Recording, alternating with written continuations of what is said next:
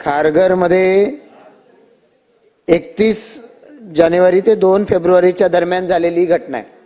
अंजुमन मदरसा Arabia Islamia कासिमुल उलूम हक्कानी मस्जिद या नावाच्या या संस्थेनं खारघरमध्ये नव्या मुंबईमध्ये हा इस्तेमा भरवण्याच्यासाठी परवानगी मागितली। त्याच्या दरम्यान ही घटना झालेली आहे। अध्यक्ष महोदय, कारण वेळ कमी असल्यामुळे स्पेसिफिक विचारायचं आपण सांगितल्यामुळे की एकतर या संस्थेनं जे पत्र दिलेलं होतं त्याच्या दरम्यान सांगितलं आम्ही 300 व्हॉलेंटियर ट्रॅफिक जॅम साठी लावू, 300 व्हॉलेंटियर पार्किंग साठी लावू, 300 volunteer cleaning team, 300 volunteer security team, म्हणजे जवळपास 1200 लोक आम्ही व्हॉलेंटियर्स त्या ठिकाणी लावणार आहेत असं सांगितलं। या इस्तेमाला 50,000 लोक उपस्थित राहणार सांगितलं। 2 लाखापेक्षा जास्त लोक उपस्थित राहिली आणि उत्तरामध्ये म्हटलंय आपण मंत्री महोदयांनी की पूर्ण झाल्यावर संपल्यावर नाही झाली घटना, त्याच्या आधी झाली। बरोबर आहे, त्याच्या आधी झालेली घटना आहे। मग त्या ठिकाणी जात असताना चौक आहे, त्या उत्सव चौक, त्या उत्सव चौकाच्या जवळ हा प्रकार घडलेला आहे। जेव्हा घटना घडली रोड क्रॉस केल्यानंतर त्या ठिकाणी झालेली घटना आहे। ट्रॅफिक पोलीस त्या ठिकाणी हजर नव्हते। या लोकांनी हे सगळे व्हॉलेंटियर देऊ असं सांगितलं होतं, ना पोलीस होते ना व्हॉलेंटियर होते, यामुळे ही घटना घडली। पोलीस चौकीमध्ये जाऊन त्या शिवकुमार शर्मानं ज्या वेळेला तक्रार द्यायचा प्रयत्न केला त्या ठिकाणी ब्लिडिंग झाल्यामुळं पुढच्या 15 मिनिटांमध्ये तो दगावलाय। अध्यक्ष महोदय, जर त्या ठिकाणी हे म्हटलेले व्हॉलेंटियर्स असते तर त्या लोकांनी व्हॉलेंटियर आहेत मदत करायला पाहिजे होती। एकही व्यक्ती अशा या ठिकाणी वाद होतोय, मारामारी होते, हाणामारी होते, हेल्मेटनी जीव जाईपर्यंत मारहाण केली जाते, मदत करायला कोणी आलेलं नाही। मग अशा वेळेला या ठिकाणी ज्यांनी जबाबदारी घेतली त्यांनी जर जबाबदारीचं पार पाडलेली नाही त्यांच्यावर गुन्हा दाखल व्हायला नको का? आणि म्हणून अध्यक्ष महोदय या ठिकाणी मागणी आहे की त्यांच्यावरती गुन्हा दाखल व्हायला पाहिजे। दुसरं अध्यक्ष महोदय त्याच्या बरोबर नाही की खारघर सारख्या ठिकाणी हा कार्यक्रम घेतला जातोय, त्याच परिसरामध्ये आता अध्यक्ष महोदय खूप मोठ्या प्रमाणात अनधिकृतरित्या मशिदी उभ्या राहत आहेत। या ठिकाणी हॉटेलमध्ये बेसमेंटमध्ये या ठिकाणी नमाज पढायच्या साठी ऑफर केल्या जात आहेत, रेल्वेमध्ये स्टिकर लावले जात आहेत, नमाज पढायला या, वेगवेगळ्या सुविधा तुम्हाला त्या ठिकाणी मिळणार आहेत। आता या खारघर तळोजा परिसराचं मुंब्रा करण्याचा घाट घातला जातो अध्यक्ष महोदय, आणि म्हणूनच या सगळ्या प्रयत्नाचा हा भाग बनलेला आहे। इथे कायद्याला कुठलंही स्थान नाही अशी स्थिती निर्माण होते आणि त्यामुळे अध्यक्ष महोदय या ठिकाणी जर असे प्रकार वारंवार घडणार असतील थांबवण्याची जबाबदारी शासनाची आहे। आणि म्हणूनच या अशा पद्धतीनं या संस्था कुठून इथून मुंबईतून खारघरला जाणार आणि कार्यक्रमाचं आयोजन करणार, यांना भविष्य काळामध्ये असे कार्यक्रम आयोजित करण्यासाठी परवानगी देता कामा नये। हे जर नियम पाळणार नसतील तर अध्यक्ष महोदय का परवानगी देता? आणि म्हणून या अशा संस्थांना भविष्य काळामध्ये इथं कुठलेच कार्यक्रम आयोजित करण्याची परवानगी देणार नाही असं शासन निर्णय घेणार आहे का? अध्यक्ष महोदय, इस्तिमाचा हा कार्यक्रम नवी मुंबई इथे संबंधित या तारखांना तो झाला 2 फेब्रुवारी ते 31 जानेवारी ते 2 फेब्रुवारी, आणि परवानगी घेत असताना त्यांनी सिडकोच्या जागेमध्ये हे कार्यक्रम करत असताना त्यांनी सगळ्या परवानग्या घेतल्या होत्या। त्या ठिकाणी 600 पोलीस कर्मचारी आणि अधिकारी असे पोलीस फोर्स तिकडे उपलब्ध आपण त्यांच्या परवानगीच्या मध्ये त्यांनी मागणी केली होती, त्यानुसार आपण तिथे उपलब्ध करून दिले होते। आणि त्यांचे 700 व्हॉलंटियर्स हे तिकडे त्या दिवशी हे कार्यरत होते। आपलं म्हणणं आहे की ते 700 व्हॉलंटियर देखील तिथे कमी पडले होते आणि त्यामुळे ही घटना तिथे घडली। तो अध्यक्ष महोदय, ही घटना जिथे मूळ कार्यक्रम होता त्यापासून जवळपास 2 ते 2.5 किलोमीटर लांब घडलेली आहे। आणि स्वतः दुर्दैवाने ज्या व्यक्तीच्या याच्यामध्ये मृत्यू झालेला आहे त्या व्यक्तीनेच, कारण शेवटी तो 7-1 मिनिटं पोलीस स्टेशनमध्ये होता आणि त्याला एक्सटर्नल कुठली इंजुरी नव्हती, परंतु तो अस्वस्थ ज्यावेळेला झाला त्यावेळेला लगेच आपल्याच पोलीस कर्मचाऱ्यांनी त्याला बाजूच्याच हॉस्पिटलमध्ये त्याला ऍडमिट केलेलं आहे।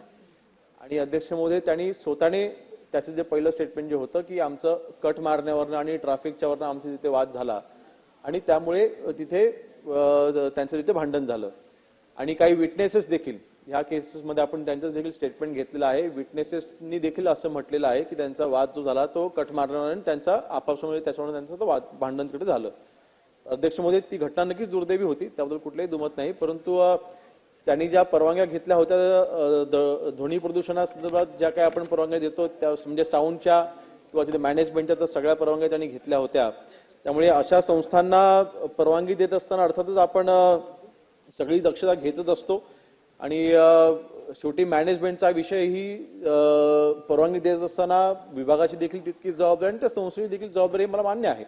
परंतु ह्या आधारे आपण त्यांना परवानगी नाकारणं मला वाटतं अध्यक्ष म्हणून जर का नियमामध्ये जर का सगळं बसून त्यांनी जर का तिथे कार्यक्रम केला असेल तर परवानगी आपण नाकारू शकणार नाही. परंतु तथापि भविष्यामध्ये असे कार्यक्रम घेत असताना जसं आपण मगाशी म्हटलं की त्यांनी 50,000 लोक येतील असं त्यांनी अंदाज वर्तवला होता. वस्तुस्थिती आहे की पहिल्या दिवशी 15,000 लोक आली होती, दुसऱ्या दिवशी 25,000 लोक आली होती आणि तिसऱ्या दिवशी 3 लाख लोक तिथे एकत्र जमली होती. आणि ज्या वेळेला 50,000च्या समोर जेव्हा 3 लाख लोक जमतात त्यावेळेला मॅनेजमेंट हे शक्य होत नाही. भविष्यामध्ये अशा परवानग्या देत असताना नक्कीच ह्याची काळजी आपण घेऊ. 4 डिसेंबर ते 30 जानेवारी 58 दिवसाची परवानगी मागितली होती. सिडकोनं सुरुवातीला ती दिलेली होती. म्हणजे इतक्या मोठ्या प्रमाणात कार्यक्रम होणार आहे तर याची काळजी घेणं त्या संस्थेची जबाबदारी आहे. आणि म्हणूनच मी म्हणतोय की अप्रत्यक्षरित्या का होईना ही संस्था जबाबदार आहे अशा मृत्यूला. कारण तुम्ही 1200 लोक लावणार सांगता आणि त्यानंतर ते लोक प्रत्यक्षात दिसत नसतील तर हेच जबाबदार आहेत. आणि म्हणून अशा संस्थेला भविष्य काळामध्ये हे कार्यक्रम करण्याची परवानगी देण्यात कामा नये तरच अध्यक्ष महोदय लोकांच्या जीविताचं संरक्षण होईल. तर ती काळजी शासन घेणार आहे का? 58 दिवसाची परवानगी एका संस्थेला एका ग्राउंडसाठी आपण देणार तर हा प्रेसिडेंट सगळीकडे वापरला जाणार नाही. अध्यक्ष महोदय, इतक्या 58 दिवसाची सगळीकडे वापरला जाणार. 58 दिवसाची जर का ती आपण तो कागद माझ्याकडे देखील द्या. 58 दिवसाची परवानगी दिली गेली असेल तर त्या पद्धतीने परवानगी दिली जाणार नाही. जर धार्मिक कार्यक्रम एका सार्वजनिक सरकारी किंवा सरकारच्या अंडरटेकिंग संस्थेच्या माध्यमातून जर 58 दिवसाची परवानगी दिली तर हे प्रेसिडेंट पूर्ण राज्यामध्ये सगळीकडे वापरला जाणार. सरकारने यावर विचार केला पाहिजे. ही काळजी घेतली जाईल. मूळ कार्यक्रम त्यांचा हा 3 दिवसाचा होता. त्याच्या पुढे मागे 1-2 दिवस आपण परवानगी आपण देतो. 3 दिवसाचा असं आपण 5-1 दिवसाला ठीक आहे. परंतु 58 दिवसाच्या अशा परवानगी दिल्या गेल्या असेल तर नक्कीच यापुढे अशी 58 दिवसाच्या परवानग्या किंवा गरजेपेक्षा जास्त दिवसांच्या परवानग्या दिल्या जाणार नाहीत. चला, लक्षवेधी क्रमांक 7 महोदय. लक्षवेधी क्रमांक 7 अध्यक्ष महोदय वितरित केल्याप्रमाणे. अध्यक्ष महोदय, माझ्या मतदार क्षेत्रात मोठ्या प्रमाणात वाहतुकीची कोंडी होत असतात. अध्यक्ष महोदय, माझ्या मतदार क्षेत्रात सिप्स आहे, MIDC आहे आणि इंडस्ट्री एरिया आहे.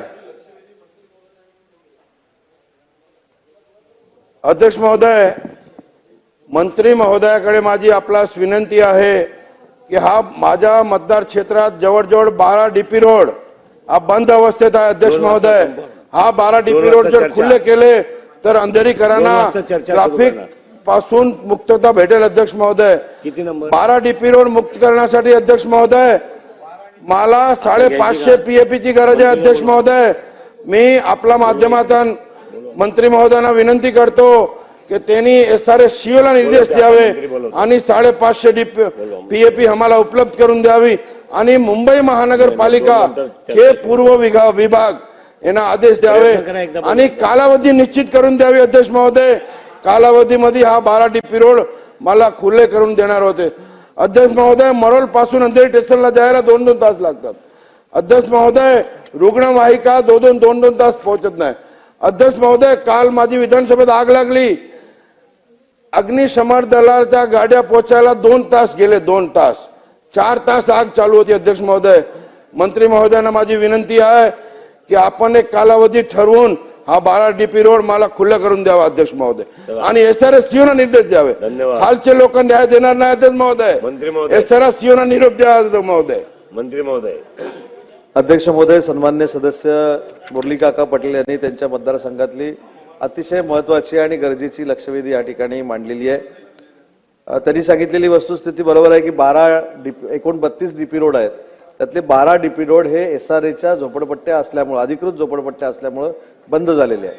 आता हे जर रस्ते खुले करायचे असतील तर आपल्याला 550 घरांची आवश्यकता आहे आणि ही घरं 550 एका वेळी देता येतील याच्याबद्दलची फार मोठी शंका महानगरपालिकेला देखील आणि SRA देखील आहे. आणि म्हणून या लक्षवेधीच्या माध्यमातून मी सदस्यांना आश्वस्त करू इच्छितो की पहिली 100 घरं कारण 12 रस्त्यांवर जी घरं आहेत ती काय एकत्र 500 नाही आहेत. एका ठिकाणी 20 आहेत, 30 आहेत, 40 आहेत, असे 5-6 रस्ते त्याच्यातनं मोकळे होऊ शकतात.